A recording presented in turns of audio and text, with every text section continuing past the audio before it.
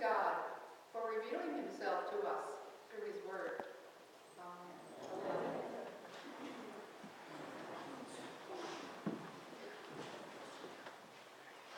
Have you ever been part of a big celebration? Maybe a big family event where everyone is going to participate to make the day a very special one, like today. And so you reply with, well, let me know what I can do. And so anticipating a request maybe for your very famous Southern 4-cheese mac and cheese casserole, or your very famous lasagna, you buy all the ingredients a week ahead of time so you're ready when they call you and say, would you bring that? And then finally someone calls you to tell you the task that's been assigned to you. And it's not what you expected. You've been asked to bring paper plates, napkins, and paper cups. What? Oh, that's too easy. That's way too insignificant. They can't be serious. But they are. Well, you're wounded. Anyone could bring those things. But not anyone could make your 2 signature dishes so successfully. You feel let down and even angry. I think this is exactly what Naaman felt, that poor leper in our Old Testament reading today. He had this serious disease, leprosy, and did not the prophet Elisha know what it took to get him there? Well, it took the capture of a girl who became the servant of his wife, and then the girl suggested appealing to the prophet with a letter to the king, and then the king got the letter, and he was so distressed, thinking he had to cure him, he tore his clothes, and then the prophet heard about him tearing his clothes, and the prophet sent a message to the king to send a message to Naaman to come see him. Didn't anybody realize what it took? And here comes Naaman with his full company, because he's an army commander, a great warrior, with all his horses and chariots, and he stops at the house of Elisha. He probably had a servant knock on the door, and he's waiting outside, knowing this is going to be a great ceremony. I'm sure Elisha's going to come out, pray to God from the heavens, lay his hands probably on him, and he didn't. He sent a messenger to tell Elisha to go down the river and wash 7 times. And not even a significant river. Now, really. So Naaman, kind of feeling like he did when he didn't want the mac and cheese, he left. He was mad. I've come all this way and this is the reception I get.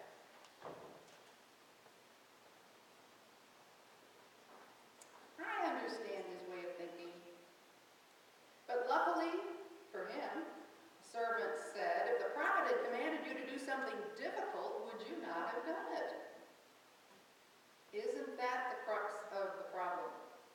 The remedy was too easy. Luckily, Naaman did go down to the river and wash himself in the Jordan 7 times as he was told, and he was cured. And so then he returned to the prophet with all his company of soldiers and stood before him. And that's where our reading today ended. But if you continue the reading in Kings 2, Naaman tried to give a gift to Elisha to express his gratitude, although Elisha refused him and told him to go on his way in peace.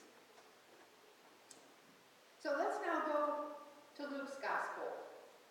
His story about Jesus entering the village, just outside the village, and there's 10 lepers there because that's where they have to be. If you had leprosy in the Old Testament, you could not live in the village, you could not live with your family, you could not work. You're stuck.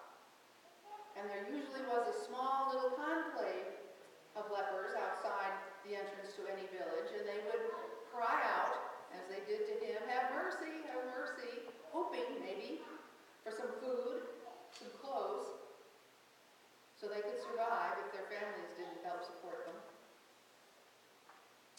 And so Jesus answers their cry by telling them, go and show yourselves to the priests. Well, why don't you just cure them on the spot? There's a good reason. The only way to work your way back into society, to be allowed back in the village, was to have the priests declare you clean. If you had leprosy, or if you had a skin disease, you were unclean. And so that was a good thing to do. Show yourselves to the priest. He'll certify that you're clean, assuming that you get healed on the way. And then you can go back to your family and you can work again and you won't have to stay out here outside the village and beg. And so they go. And on their way, we can kind of imagine maybe one of them looking toward the other and saying, "Why, Joe, your face looks really good. Oh my gosh, look at your hands." And then they start looking at each other. I'll be darned. And they're probably giddy with delight, running off to the priests even faster, except for one. He turns around and goes back and falls before Jesus, praising God with a loud voice. This leper, who was a Samaritan, a foreigner in Israel, a heretic in the eyes of the Hebrews, but Jesus tells him that his faith has made him well. Well, were not the other 9 healed?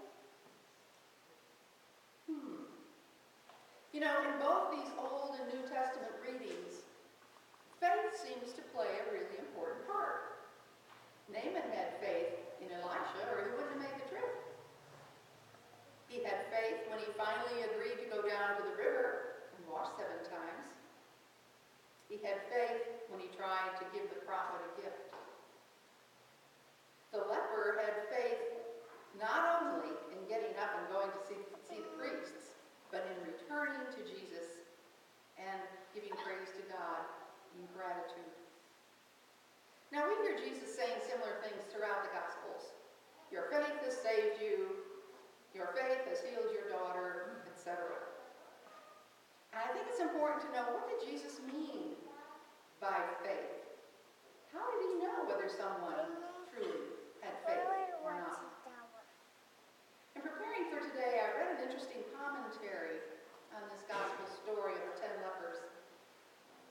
Frequently, we tend to think about faith as a cause and effect thing. If I have enough faith, I'll be cured of cancer. Right? If I have enough faith, our move across the country will go well, etc. If I have enough faith. Kind of like something you possessed. But this person who wrote the commentary disagreed with this idea. And kind of like love, said, faith is really not a noun. It's more of a verb. Love is something that you do, that you act on. And so is faith. Faith is not something that you have tucked away in your pocket. Faith is something you practice. And how do we practice faith? With gratitude.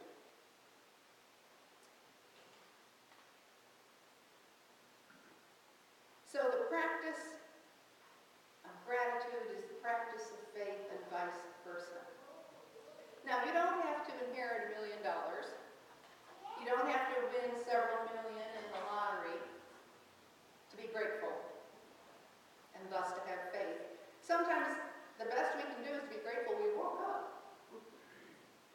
Have another day to make another attempt to do what we know is right. I mean, we can be grateful for healing if there is healing, or we can be grateful to be sustained through a really horrid hardship. We can be grateful for a pleasant experience that might take only a moment, a smile from a special person. Or we might be grateful for a month of pleasant experiences. Every day we can practice our faith by finding something in that day to be grateful for. And today we can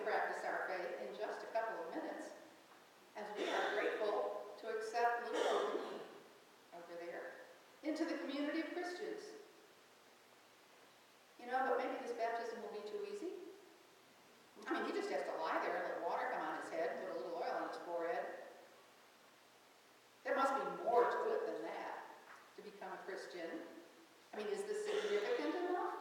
Shouldn't we have maybe some trumpets blaring from the altar, or have a dove descend over his head? That would be really significant. And luckily we know better. Yes, the sacrament might be easy to perform, but in reality, living a Christian life is sometimes a lot easier than trying to live a life in some other religious communities.